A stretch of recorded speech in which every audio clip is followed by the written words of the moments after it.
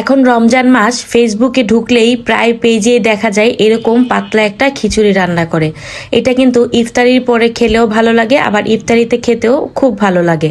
আমি অনেক দিন ধরেই ভাবছিলাম রান্না করব, তাই আজকে ওইভাবে রান্নাই করে ফেললাম। খিচুড়ির জন্য পরিমাণ মতো চাল ডাল নিয়ে আগে থেকে ভিজিয়ে রেখেছিলাম, আর খিচুড়িতে যেই সবজি ব্যবহার করব ওই সবজিগুলো এখানে আগে থেকে কেটে রেখেছিলাম। তারপর চাল আর সবজি একসাথে ভালো করে মেখে খিচুড়িটা বসিয়ে দিয়েছি পরিমাণ মতো পানি দিয়ে। এদিকে মাংসগুলোকে আমি আগে থেকেই সিদ্ধ করে একটু থেতলে নিয়েছি, যাতে মাংসটা ঝুরি ঝুরি হয় আর খিচুড়ির সাথে একদম মিশে যায়। এই খিচুড়িটা খেতে এত মজা হয়েছিল যে বলার মতো নেই। যদি বিশ্বাস না হয় তাহলে একবার কিন্তু বাসায় অবশ্যই ট্রাই করবেন।